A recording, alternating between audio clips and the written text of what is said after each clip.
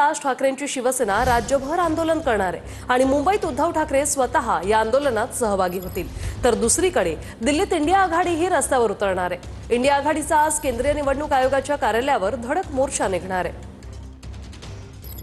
तर माहिती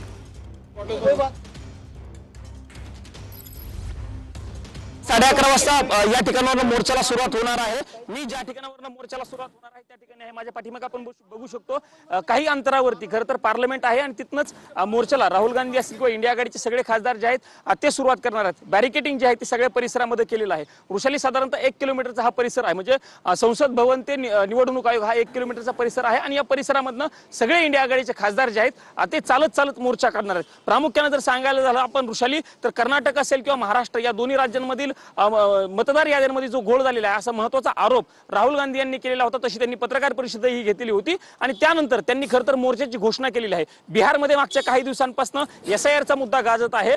ज्या पद्धतीनं एसआयआर म्हणजे मतदार याद्यांमधील नावांचं पुन्हा लोकन केलं जात आहे, त्या तो देखील मुद्दा एक या सगळ्या इंडिया आघाडीच्या खासदारांनी उपस्थित केलेला आहे। त्याच अनुषंगानं हा मोर्चा जो आहे तो निवडणूक आयोगाच्या कार्यालयावरती आपण बघू शकतो। ऋषल या ठिकाणी ज्या ठिकाणी पूर्ण बॅरिकेटिंग केली आहे, निवडणूक आयोग संसद भवनाकडे जाताना सगळ्यांची चेकिंग या ठिकाणी केली जाते। प्रामुख्याने सकाळी 11:30 वाजता जरी मोर्चाचा टाइम असला तरी 11 वाजल्यापासूनच इंडिया आघाडीचे सगळे खासदार जे आहेत ते या ठिकाणी जमतील आणि त्यानंतरच निवडणूक आयोगाच्या कार्यालयापर्यंत हा मोर्चा जाणार आहे। बघावं लागणार आहे की आजच्या मोर्चामध्ये राहुल गांधी नेमकं कुठले मुद्दे मांडतात, कारण राहुल गांधींनी जे मुद्दे मांडले होते त्या मुद्द्यांनंतर निवडणूक आयोग, महाराष्ट्र निवडणूक आयोग असेल, कर्नाटक निवडणूक आयोग असेल किंवा हरियाणा निवडणूक आयोगाकडनं राहुल गांधी यांना नोटीस देखील पाठवलेल्या आहेत। त्यामुळे आजच्या मोर्चामध्ये राहुल गांधी नेमकं निवडणूक आयोगावरती काय आरोप करतात किंवा कुठल्या पद्धतीचे मुद्दे ते मांडतात हे बघणं महत्त्वाचं असणार आहे। धन्यवाद प्रमोद, तुम्ही दिलेल्या या माहितीसाठी।